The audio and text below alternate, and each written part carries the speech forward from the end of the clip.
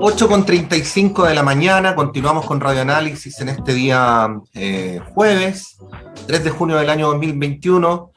Vamos a empezar inmediatamente el panel. Estaba leyendo ahí los mensajes internos, cosas que pasan en la vida cotidiana, pero bueno, vamos a saludar a la conductora de este espacio, la editora general de nuestro departamento de prensa, Monserrate Rolano. ¿Cómo estás, Montserrat? Buenos días.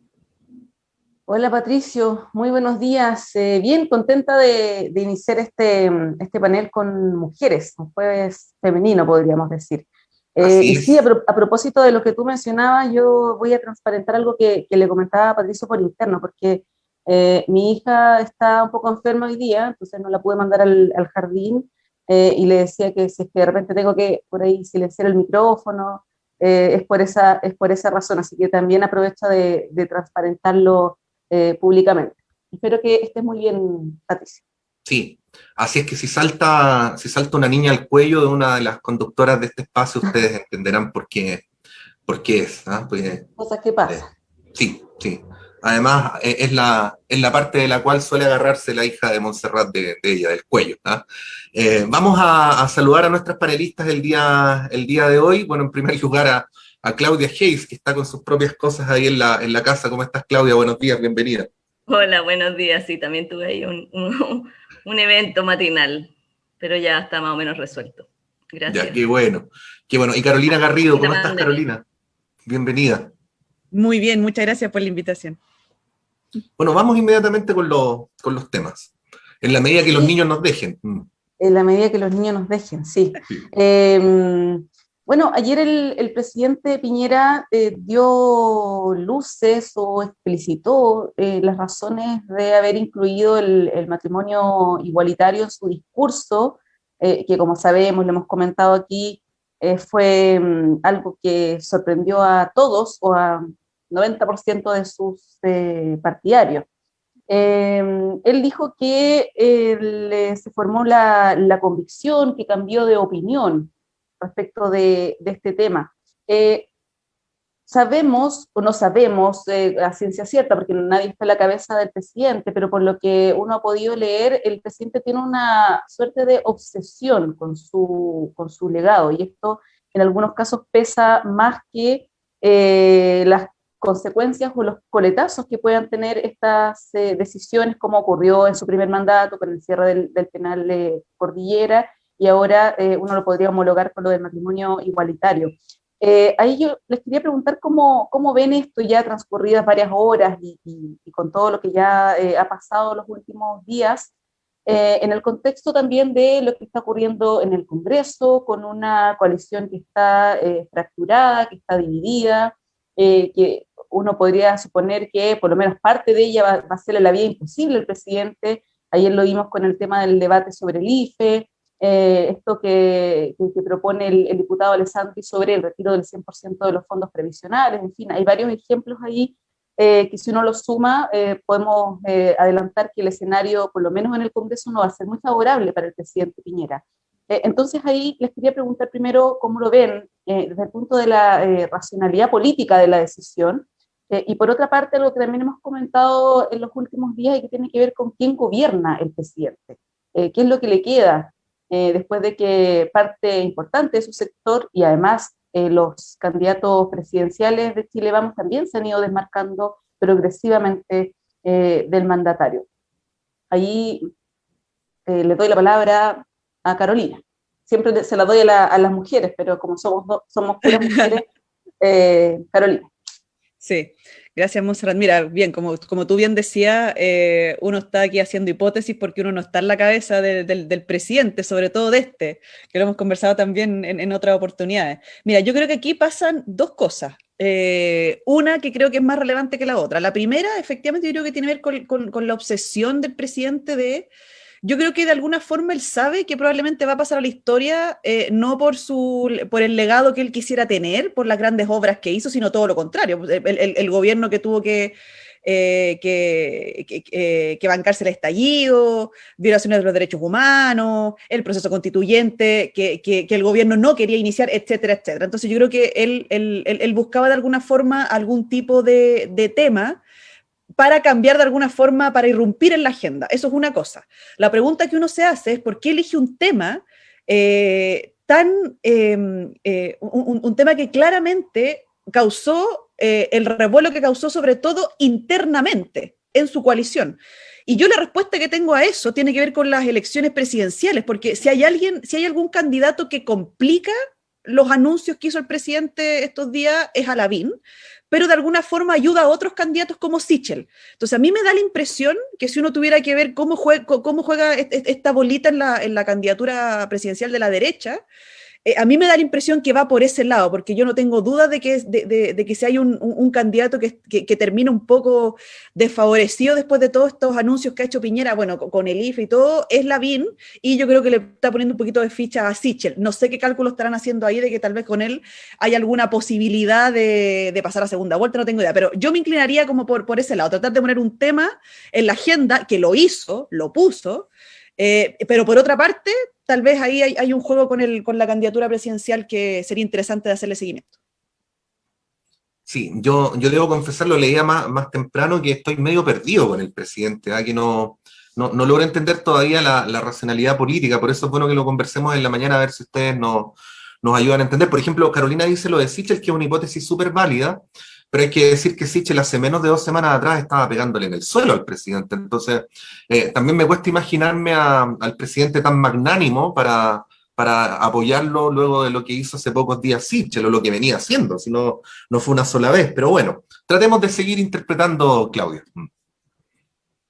Yo pienso, es súper raro, o sea, yo creo que para todo el mundo es como una decisión muy extraña en un momento en que está tan fragmentada la derecha. En realidad hubo una disputa interna muy fuerte con el tema del 10%, y ahí se le desmarcaron muchos de aquellos que se ven hoy día golpeados con este mismo anuncio, la derecha más conservadora, que sin embargo estuvo dispuesta a ceder en el tema del 10% por razones electorales, por razones que seguramente a los ojos del presidente son razones populistas, que tienen que ver con ir en contra de principios ideológicos, pero porque era demasiado impopular simplemente no soltar el 10%. Yo creo que esto es una señal, claro, es un presidente que está terminando muy mal su mandato, su periodo, que está pensando en cómo va a ser recordado, y él siempre ha tenido una especie de doble discurso, siempre como que ha querido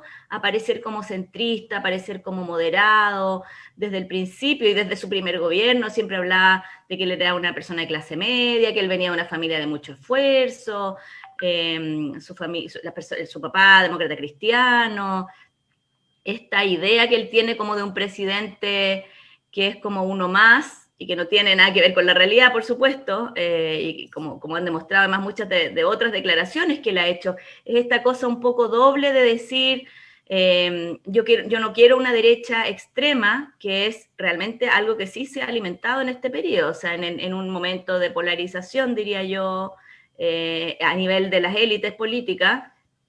En la Convención Constitucional, por ejemplo, los sectores más centristas se vieron castigados, o sea, fueron los grupos más extremos los que obtuvieron los votos. El surgimiento del Partido Republicano, que se ha afianzado en su periodo, no era nada, digamos, antes de este gobierno, el Partido Republicano. Entonces surgió una extrema derecha y además se ha reforzado la derecha más extrema, y yo creo que él tiene como una intención de mover la derecha hacia el centro. Tiene como esta idea del votante medio, de una derecha más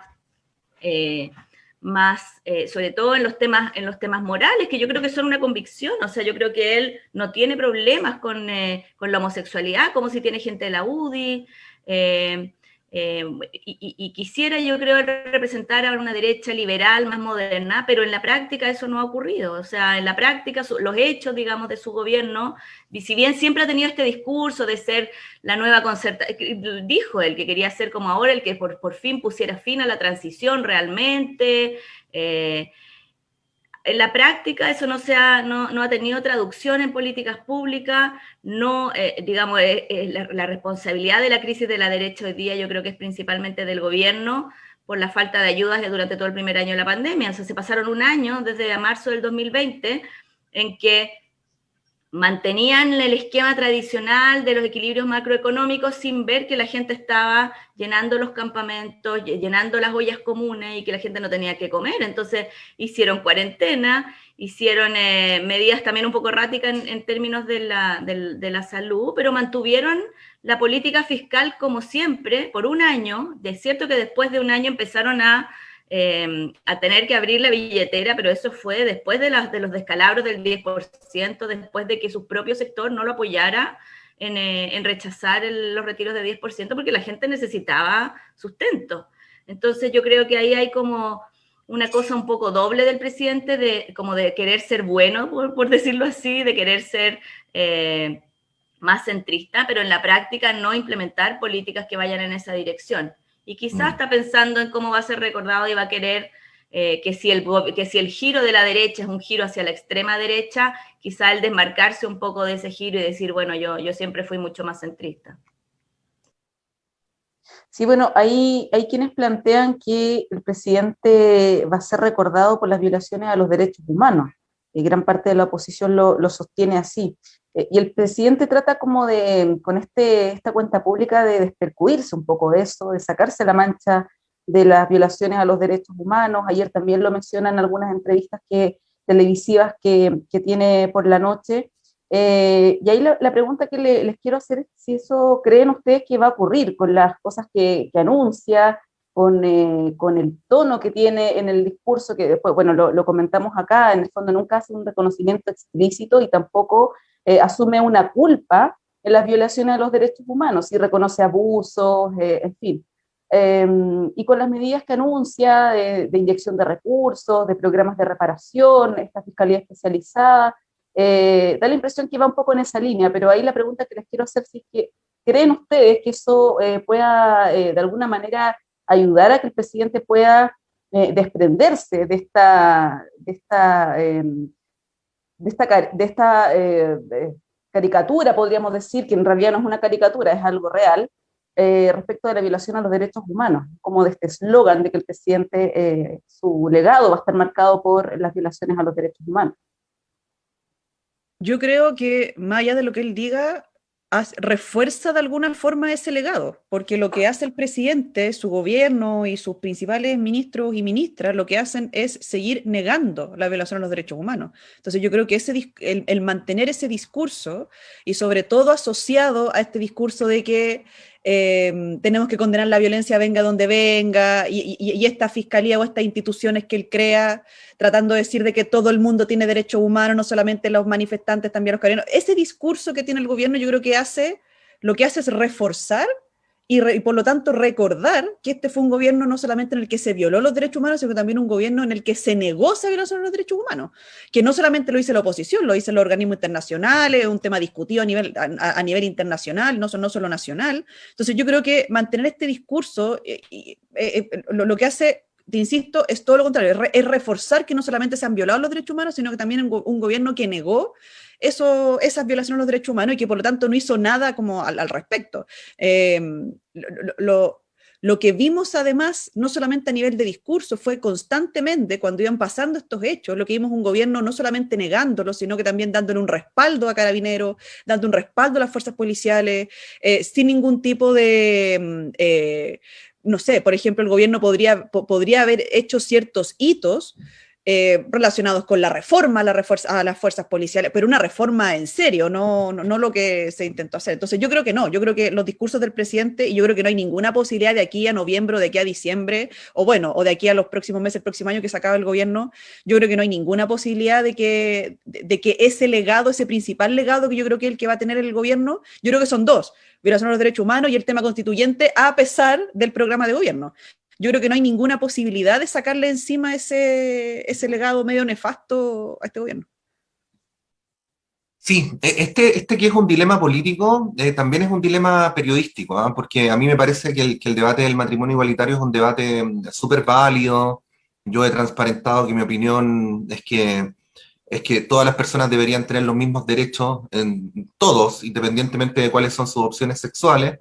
Pero también entiendo que es súper legítimo que haya personas que piensen de otra manera. Es del tipo de debates donde uno tiene que dar su punto de vista y al mismo tiempo respetar. Pero bueno, dicho esto, debo confesarles, Carolina y Claudia, que yo todavía estoy inseguro si deberíamos estar hablando tanto de esto, ¿no? Porque hay quienes han planteado que esta podría ser eventualmente una maniobra distractora.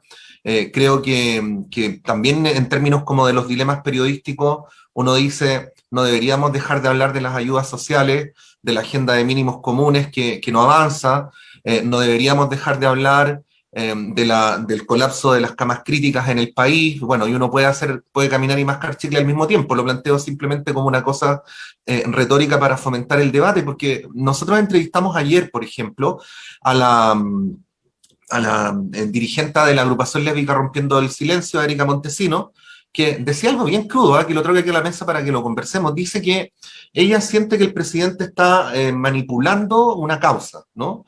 Y que ella prefiere que, a pesar que el matrimonio igualitario es una demanda histórica del movimiento LGTBI, no se promulgue durante este gobierno, porque piensa que sería un aprovechamiento, una distracción, y ella misma dice que aquí el principal tema son las violaciones a los derechos humanos y no el matrimonio igualitario. Lo planteo nomás como un dilema, ¿no? Porque una de las consecuencias siempre de los mensajes presidenciales, pero en este caso del discurso del presidente, es que cambia el eje de la discusión, ¿no? Entonces, creo que es válido también hacerse las preguntas críticas respecto a cómo y por qué cambia el eje de la discusión. ¿Ahí cómo lo ven? Yo creo que lo importante no son las palabras, sino las acciones. Y las acciones de este gobierno han sido unas acciones que no han tenido en cuenta los derechos humanos de muchas categorías de personas. No solamente por la forma en la que se manejó el estallido y la forma en que se criminalizó la protesta desde el día 1. O sea, cualquier manifestante era considerado un delincuente en todos los discursos oficiales. Y a mí no me sorprendería que, digamos, hubo indicios, lo dijo la ministra Carla Rubilar en algún momento, de que el presidente estaba muy tentado de llamar a las Fuerzas Armadas y simplemente cortar el deseo, digamos, con una medida muy autoritaria de represión. Eso yo creo que no funcionó básicamente porque las Fuerzas Armadas no estuvieron disponibles, pero quizá, o sea, estoy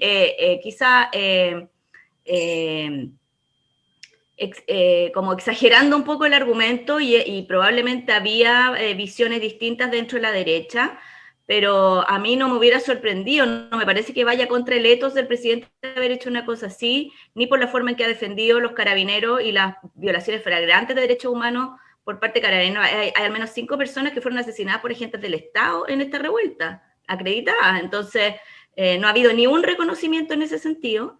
Y además de todo el tema de la violación de derechos humanos durante la revuelta, está el trato a los migrantes, el trato indigno a los migrantes venezolanos que se subieron en estos aviones vestidos de blanco, la militarización de las fronteras, todos los proyectos de ley para darle más facultades a las Fuerzas Armadas en labores de control interno, de control fronterizo, de control de infraestructura crítica. Todo eso es militarización, es represión, y sabemos que eso tiene una relación directa con el tema de los derechos humanos.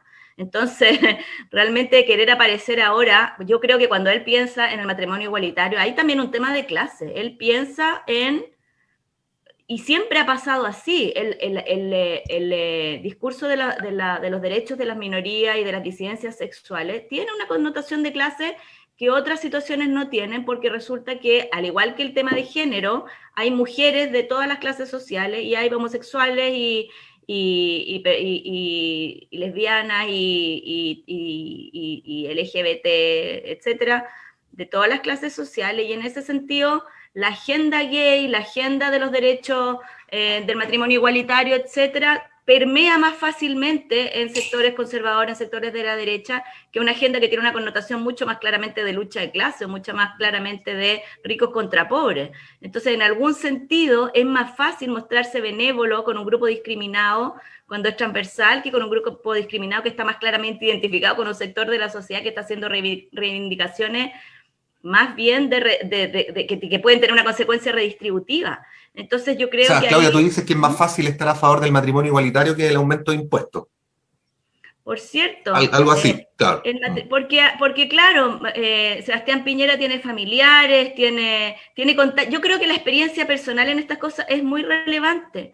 O sea, Sebastián Piñera, yo he dicho otras veces, yo no sé cómo vive la vida Sebastián Piñera, yo no sé cómo se ve el mundo desde desde donde está él, y él no sabe cómo se ve el mundo desde donde estoy yo, y desde donde están, y yo tampoco sé cómo se ve el mundo desde donde está mucha otra gente, digamos, cada uno ve una parcelita de la realidad, y en la parcelita de realidad de Sebastián Piñera hay personas homosexuales que él debe ver que deberían tener acceso a derechos, pero no hay personas que estén en la revuelta manifestándose, porque esas personas no las conoce. Entonces yo creo que eso hace que tenga una cercanía con ciertas agendas por una experiencia vital, ¿no? De familiares, de personas que dicen, bueno, son gente decente, no son unos degenerados, porque yo los veo, los conozco, ¿verdad? Entonces es más fácil empatizar con esa agenda. Son gente de bien, son gente que igual va a restaurantes, ¿me entiendes? Es como...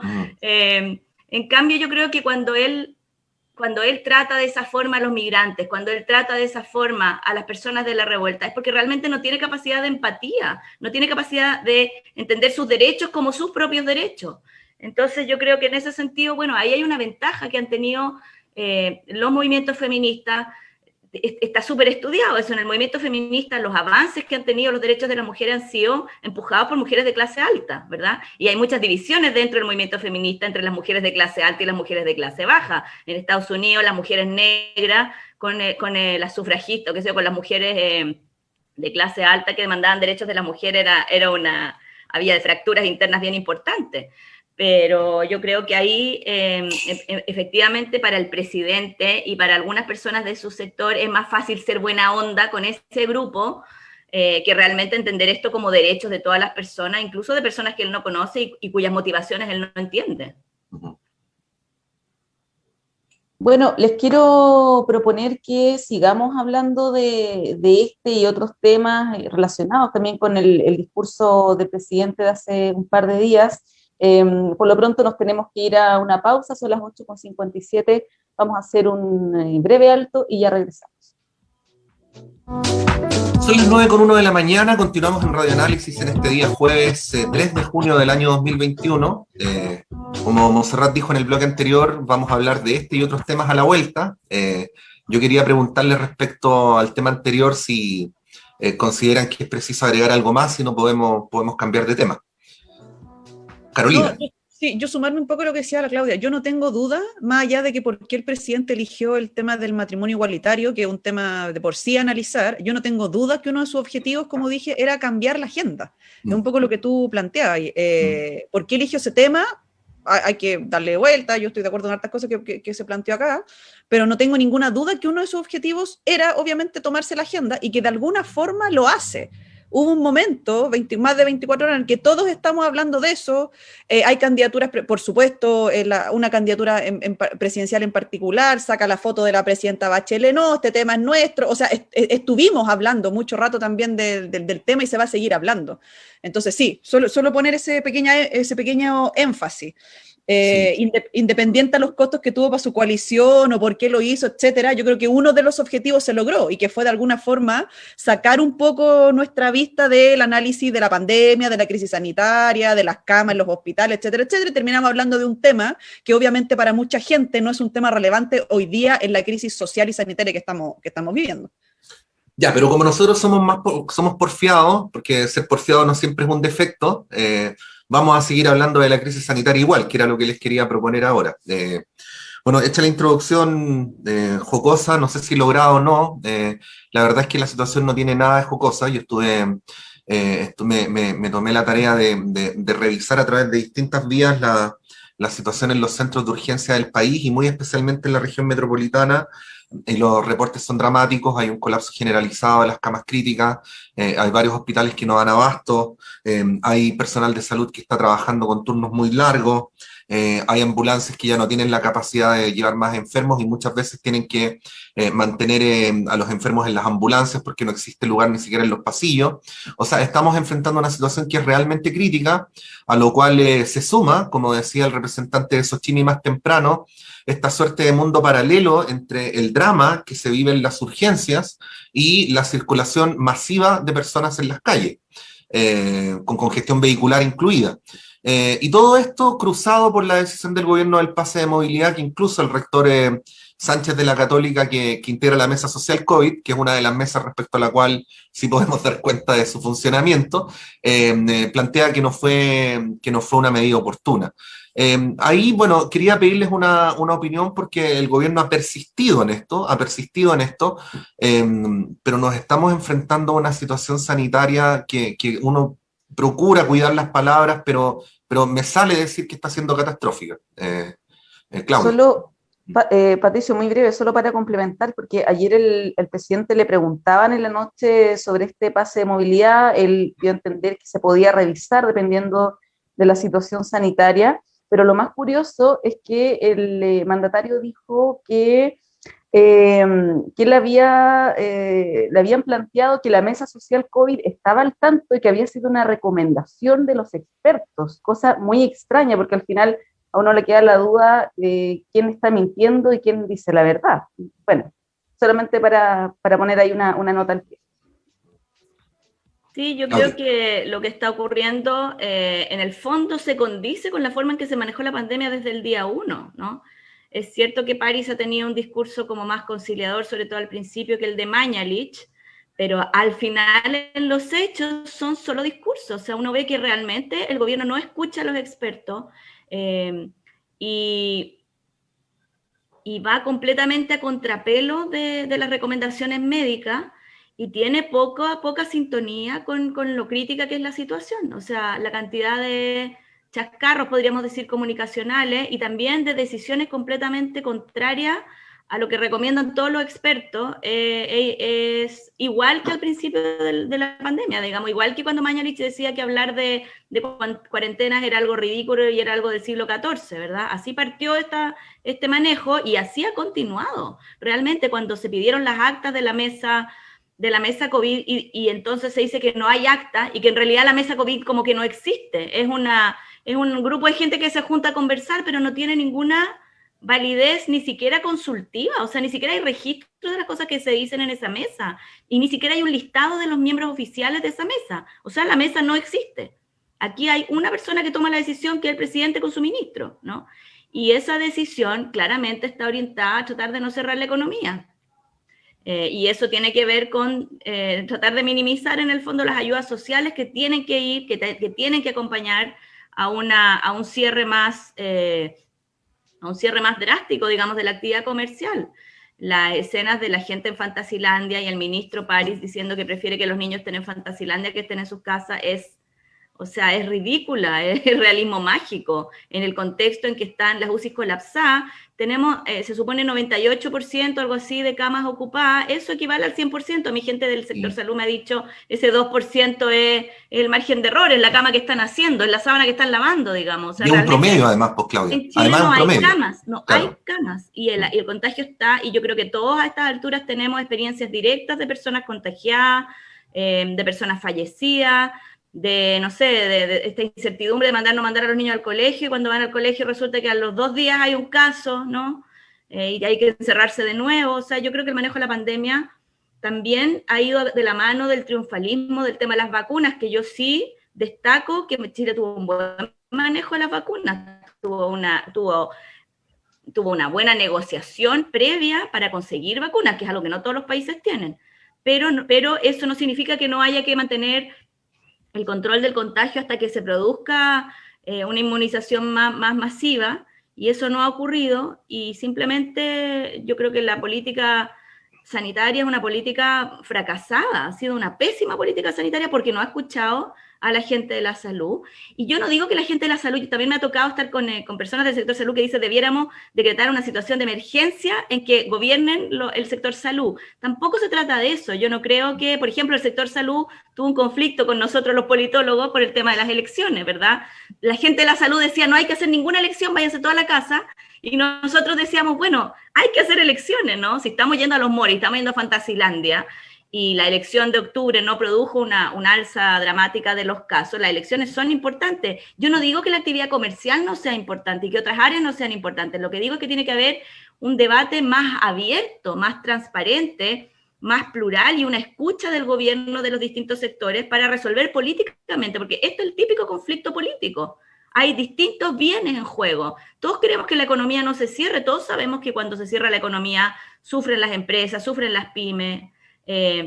El tema es que para llegar a soluciones más razonables tiene que haber debate público, y este es un gobierno que no hace debate público, que no incluye actores, que no explica las medidas que está tomando tampoco, que no hace educación cívica. ¿Cuál ha sido la campaña de vacunación aquí? Realmente a mí me ha sorprendido la falta de acción pública para llamar a la gente a vacunarse, para explicar las medidas sanitarias. Fueron mucho más, sobre todo en el principio, fueron mucho más, hoy día es como más conocido ya porque están los medios de comunicación, etcétera, pero había muchas más iniciativas particulares. Yo recuerdo una propaganda que hacía una universidad sobre lavarse las manos y cuidarse, pero del gobierno no había nada, ¿no? Entonces también ha habido, yo creo, mucha negligencia en el manejo público de la educación pública, que es fundamental en cualquier campaña sanitaria, en campañas de vacunación, etcétera. Sí, yo estoy súper de acuerdo con lo que menciona la Claudia.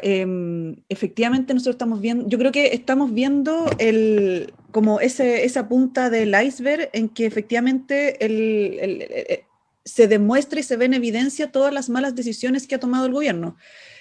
Yo también estoy de acuerdo con que esto tampoco implica de que sea el colegio médico el que tome las decisiones políticas, por cierto, pero aquí estamos como en el otro extremo, de un gobierno que al parecer no considera ninguna de las medidas.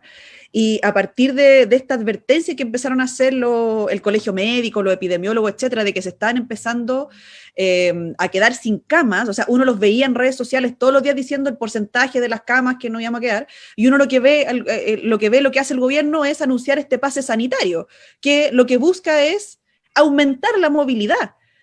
En paralelo con comunas que están en cuarentena o retrocediendo en cuarentena, y la cuarentena lo que busca es todo lo contrario, es disminuir la movilidad. Entonces no se entienden obviamente las medidas que toma el gobierno, y si bien yo también estoy de acuerdo en que las vacunas están haciendo su rol, me da la impresión de que hubo una confianza excesiva de lo que iba a resultar esa vacuna.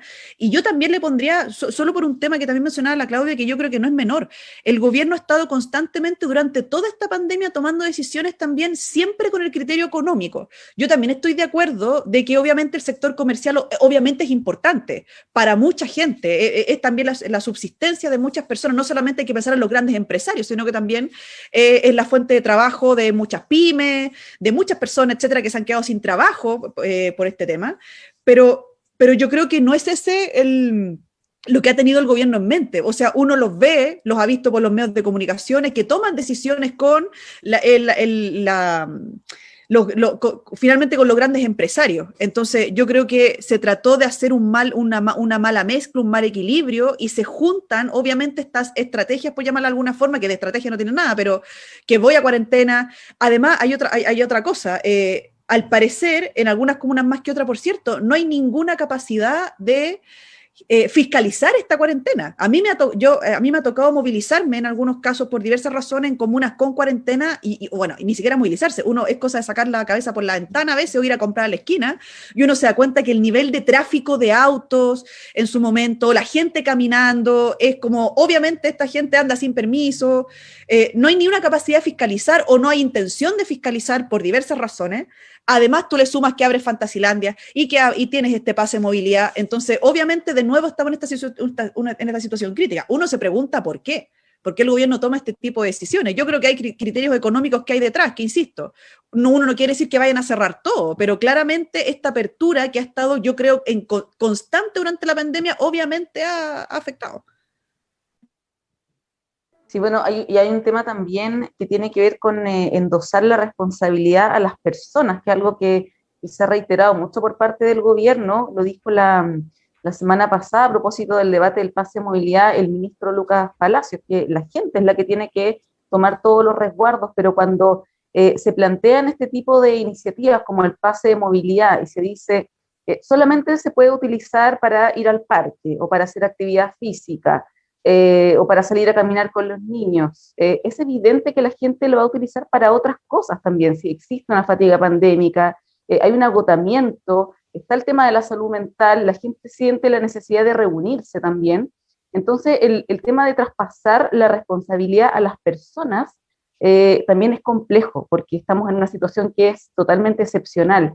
Entonces, bueno, es un tema que está ahí en desarrollo. Vamos a esperar que qué es lo que dice hoy día el ministro, porque hoy está este balance televisado del MinSal, hay expectativas sobre posibles anuncios a propósito de lo que dijo el mandatario ayer, de que se podía revisar el pase de movilidad, es una posibilidad que está sobre la mesa. Nos quedan algunos minutos y les quería preguntar, a propósito de lo que hablamos en el bloque anterior de la cuenta pública, un tema que no ha sido muy comentado quizás, y se los quiero proponer, que tiene que ver con el proceso constituyente, porque el presidente Piñera hizo al final de su discurso alusión al proceso constituyente, lo que viene de ahora en adelante, dijo que iba a haber una independencia, pero lo comentamos también ayer, acto seguido, el presidente dice, como ciudadano, a mí me gustaría que esto estuviera en la nueva constitución, habla del derecho a la vida, del que está por nacer, la libertad que tienen los padres de entregar educación a sus hijos, en fin, una serie de cosas y ahí les quiero preguntar si es que esto interfiere, enreda o contamina el debate, porque uno, conociendo al presidente, podría suponer que esto que dijo hace un par de días lo va a repetir durante este proceso, como en su calidad de, entre comillas, ciudadano, que es lo que le gustaría que estuviera en la nueva constitución, pese a que sería deseable, y todos lo han planteado así, incluso desde su propia coalición, que él mantuviera una cierta neutralidad y se alejara, se apartara de este proceso. Ahí les quería preguntar cómo lo ven.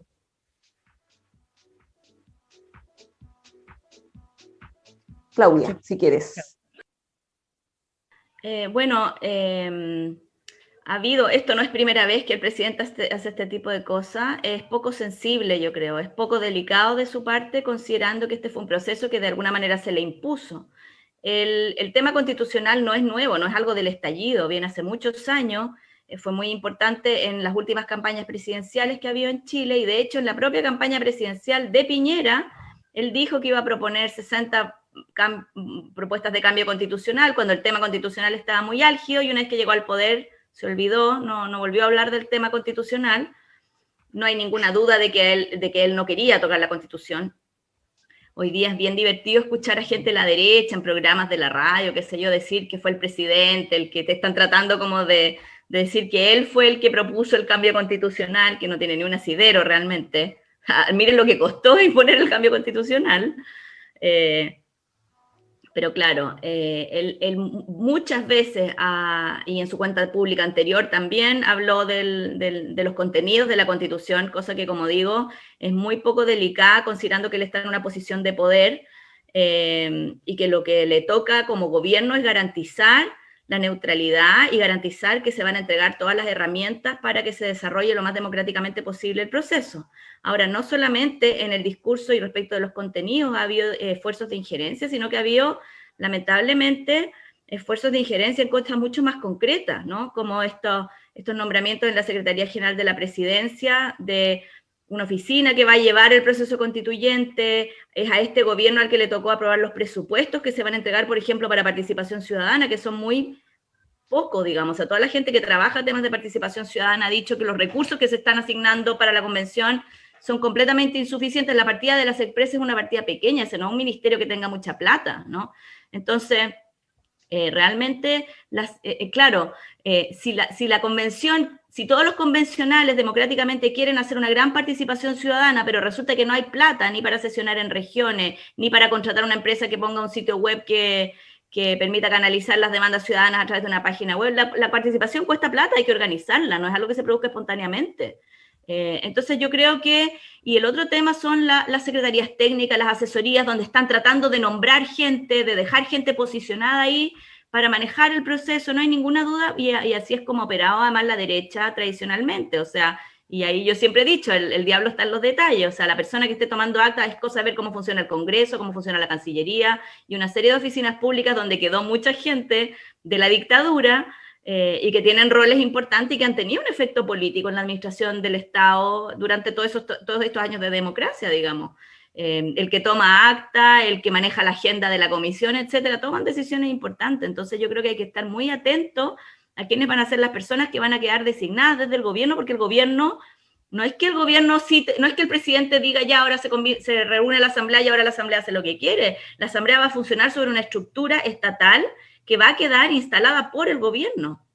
Entonces, ahí yo creo que hay bastantes posibilidades de influir a través de las personas que hagan los trabajos técnicos, los trabajos de asesoría, y yo creo que hay que estar alerta a esas designaciones, a esos nombramientos, al tema del presupuesto y a ver si hay alguna forma de que la propia convención o el Congreso puedan de alguna manera revisar los presupuestos, en particular para participación ciudadana, que yo creo que es lo que requiere plata, digamos, de la convención, y es en parte de lo que depende de la legitimidad de la convención. La convención tiene 3 hitos, digamos, el proceso constituyente tiene 3 hitos electorales ya regulados, que son el plebiscito de octubre, la elección de convencionales y el plebiscito de salida. Pero yo creo que con los estándares ciudadanos actuales y la demanda actual de ser escuchado, esos 3 hitos electorales no bastan para la legitimidad del proceso, y es muy importante que haya mecanismos participativos intensos, que la gente sepa lo que se está discutiendo en la convención, y eso requiere financiamiento. Sí, el presidente Piñera en la mención que hacía Montserrat, ¿no? Esta referencia al diálogo, en fin.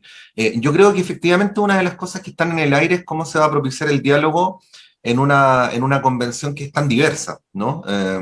Ahora, hay gente que lo ve como una amenaza y hay gente que lo ve como una oportunidad. El tema es que hay palabras en la política chilena que han ido mutando de significado, que han ido cargándose de distintas capas de significado. Si nosotros en abstracto, por ejemplo, habláramos de diálogo y de consensos, estaríamos todos de acuerdo que es algo políticamente deseable. Pero en Chile el diálogo y el consenso ha ido adquiriendo una cierta connotación de statu quo, ¿no? Y es por eso que cuando el presidente dice de lo que dice, algunos leen entre líneas y terminan interpretando eso, ¿no? Más que lo bueno del diálogo en estado puro. Ahí, Carolina, ¿cómo lo ves? Porque puede que dé cuenta de todavía una cierta perplejidad en la élite respecto al resultado de la elección. De todas maneras, yo solo para responder también un poco la pregunta anterior y sumarme a lo que estoy completamente de acuerdo con lo que mencionó la Claudia, yo solo mencionar de que más allá de lo que vaya a decir el presidente, yo encuentro que va a ser bastante irrelevante. Por el presidente que tenemos, ya además finalizando un gobierno que yo diría que, bueno, lo digo yo, está en el suelo, básicamente. Entonces la verdad es que yo no veo posibilidades de que el presidente vaya a marcar o vaya a cambiar la agenda o vaya a marcar pauta en la discusión constitucional. Yo no veo ningún espacio para eso. Más allá de sumarme un poco a la crítica que mencionaba la Claudia de cuál debería ser el rol, obviamente, del presidente y si corresponde o no corresponde hacerlo, pero si es que lo hace, yo veo que no hay no veo posibilidad de que él pueda marcar la agenda de la discusión constitucional. Y lo otro es que además, claro, y esto también tiene relación con finalmente cuál es la representación que tiene la derecha también en la Convención Constitucional, y esto que mencionaba Patricio, esta perplejidad de que hay mucha incertidumbre también de cómo va a funcionar esta convención, porque hay una bancada, le digo yo, pero es bien diversa, esta bancada de independientes que entró a la convención. Y eso es una incertidumbre bien grande que tiene a todo el mundo perplejo porque no sabemos cómo van a funcionar. Uno sabe más o menos cómo funcionan los partidos, más o menos cómo se organizan y por lo tanto uno sabe, uno ha seguido, se ha estudiado mucho, hay mucha evidencia de cómo se comportan en el Congreso, en otros espacios municipales. No tenemos idea cómo se van a comportar estos independientes porque no tenemos estudio. Esto es algo nuevo en Chile. Así como lo fue la paridad y tenemos por primera vez un órgano que es paritario, también es completamente nuevo que tengamos un órgano, en este caso la Convención Constitucional, con tantos representantes fuera de esta elite, de este como establishment de los partidos políticos.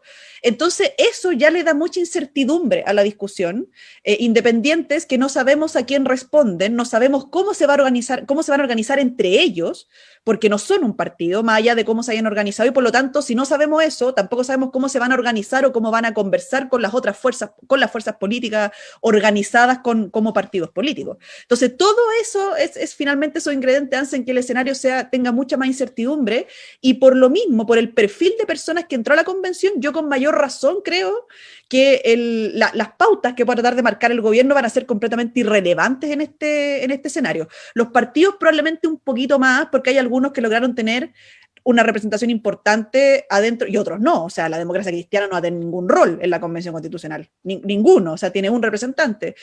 Algunos partidos tradicionales como el PC, el Partido Socialista, lograron tener una bancada relativamente decente digo yo, en comparación con los otros partidos, pero aquí lo más interesante va a ser cómo van a funcionar estos independientes, que insisto, no tenemos evidencia, no tenemos idea cómo se van a comportar, cómo se van a organizar y por lo mismo cómo se van a comportar con el resto de las fuerzas políticas.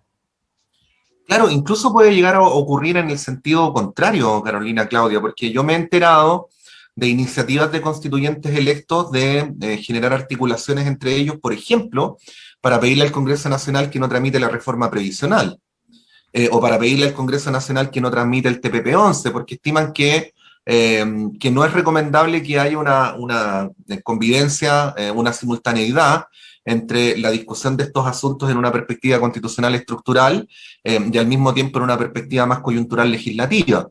Va a ser interesante cómo se va a dar ese diálogo también durante los próximos meses, porque va a haber dos órganos representativos funcionando en paralelo.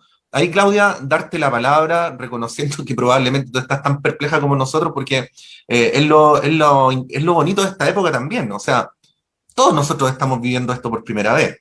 Por lo tanto, no tenemos parámetros. Sí, es interesante porque siempre la famosa crítica al presidencialismo que hacía Juan Lins y Arturo Valenzuela, hablaba del choque de trenes entre el Ejecutivo y el Legislativo. Decía, el problema de los presidencialismos es que tienen una legitimidad electoral dual, tienen dos órganos electos que a veces no responden a las mismas mayorías. Ahora tenemos tres órganos electos que no responden a las mismas mayorías y que realmente tienen una representatividad muy distinta, producto del acuerdo complementario que hizo que entraran a la convención actores políticos totalmente nuevos, totalmente distintos de los otros órganos de la representación política. Y ahí yo creo que es bien interesante lo que señalaba Carolina en términos de que de la incertidumbre. Este país no está acostumbrado a la incertidumbre, lo decía también Valeria Palanza en una entrevista a La Segunda ayer. Chile es un país que no está acostumbrado a la incertidumbre, especialmente para la derecha, es sinónimo de algo malo, es sinónimo de inestabilidad, ¿verdad? Pero la incertidumbre es necesaria para la democracia. Cuando no hay incertidumbre significa que está todo predeterminado, y si está todo predeterminado, el juego político no tiene ningún sentido. Cuando están las cosas predeterminadas significa que la gente no está decidiendo, y eso es lo que yo creo que le ha pasado a este sistema político, donde la gente dejó de votar porque votar daba lo mismo, porque votar no servía para cambiar las cosas ni para llevar adelante políticas públicas o cambios en la vida diaria de las personas, ¿no? Cambios en la relación Estado-mercado, en el rol de lo público, etcétera. Entonces, ese inmovilismo en el que ha estado sumido Chile por todos estos años, que ha dado tanta certidumbre, ha generado también una crisis tremenda. Y a esto fue una discusión también en las ciencias sociales por mucho tiempo. Yo recuerdo debates con académicos, digamos, que decían que este inmovilismo y esta predictibilidad de la política chilena era algo positivo, ¿no? Que teníamos un padrón congelado donde seguían votando las mismas personas del 90, y entonces se sabía quién iba a ganar las elecciones antes de hacer la elección. Yo decía, ¿cómo no va a ser pernicioso eso para la calidad de la democracia? Y yo creo que llegamos a un extremo en el que esto realmente desintegró el sistema de partidos, desintegró a los partidos políticos, y eso es lo que vimos ahora en la elección de la convención. Y yo creo que ahí es muy, respecto a lo que decía Carolina, del tipo de convencionales que tenemos, de la diversidad de convencionales, de personas que no vienen del mundo político, y muchas de las cuales tienen en realidad una agenda, tienen un tema, van a la convención a defender los derechos de las mujeres, van a la convención a defender el derecho al agua, pero van a tener, una vez en la convención, van a tener que hablar sobre el rol de la Fuerza Armada, sobre el régimen de gobierno, sobre los sistemas electorales, o sea, sobre una multiplicidad de temas, que es la gracia que tienen los partidos políticos. Los partidos políticos tienen plataformas comprensivas que abarcan todos los temas en función de una orientación ideológica. Los independientes no tienen esa visión comprensiva en función de una orientación ideológica. Y entonces yo creo que va a adquirir en esta convención un rol mucho más importante del que tienen normalmente la deliberación. Es en la deliberación que las personas van a formarse opinión. O sea, yo creo que muchos de los convencionales están igual de perplejos que el público que está viendo esto. Mucha de la gente que fue electa debe estar ahora un poco apanicada, tratando de, como cuando yo entré a la mesa técnica, ¿no? Que me puse a leer y pedí ayuda, ¿no? Porque nunca había hecho una reforma constitucional, ¿verdad? Los convencionales hoy día deben estar tratando de aprender. Y yo creo que eso en la convención se va a traducir en diálogos que van a formar opinión dentro de la convención. Yo creo que ahí hay dos cosas que son importantes. Primero, cómo se generen los liderazgos dentro de ese diálogo, es decir, a quiénes van a escuchar los convencionales, en quién van a confiar para formarse opinión en los temas de los que no saben, ¿no? Y segundo, hasta qué punto esa deliberación va a ser una deliberación que no esté solamente circunscrita a la convención, sino que sea una deliberación de carácter nacional. Yo creo que es importante que la convención no llegue con decisiones tomadas a la ciudadanía, sino que cuente el proceso, que diga cuáles son los pros y los contras. Las decisiones que va a tomar la convención son decisiones complejas. La descentralización es algo muy bueno en una dimensión, pero puede ser muy mala en otra dimensión. La democracia directa puede ser muy buena en una dimensión, pero puede generar consecuencias nefastas para la democracia en otra dimensión. Entonces, todos estos temas son cosas que tienen pros y contras, que se pueden hacer bien o se pueden hacer mal, y esa discusión de los pros y los contras, la experiencia que pueden aportar personas que conocen más la experiencia comparada en estos temas, yo creo que puede ser un aporte para que el resultado sea realmente fruto de la deliberación que se está dando ahí, y no sea fruto de algo que viene precocido, prediseñado en una cocina, digamos, oscura. Yo creo que eso es una oportunidad de tener un proceso verdaderamente deliberativo, y no solo deliberativo en el órgano representativo, sino a nivel nacional. Es que ese es el tema, yo creo que es una oportunidad. O sea, tú hace un rato planteabas, Claudia, por ejemplo, que en el movimiento feminista también había contradicciones y que había diversidades. Bueno, entiendo, por ejemplo, que se creó un grupo de WhatsApp de aproximadamente 40 constituyentes electas que se declaran feministas, pero seguramente desde lugares muy diferentes, porque no es lo mismo ser, por decir algo, alguien que proviene de sectores ilustrados y fue elegido en alguno de los distritos donde esos sectores ilustrados viven en la región metropolitana, que por ejemplo ser representante de los territorios que se han levantado contra los proyectos extractivistas en regiones. Seguramente hay un abismo biográfico de diferencia, pero eso no necesariamente tiene que ser un problema, ¿no? Es un desafío para generar procesos de articulación desde la diversidad. Bueno, vamos a seguir comentando esto, porque de pronto tenemos que cerrar el panel. Carolina Garrido, como siempre, muchas gracias, que estén muy bien. Gracias a usted por la invitación y feliz de compartir ahí con la Claudia. Y Claudia Hayes, como siempre, un gustazo, que estés muy bien. Muchas gracias por la invitación, y también muy contenta de haber estado con Carolina, y bueno, con Patricio y con Montserrat, que espero que su hija se mejore.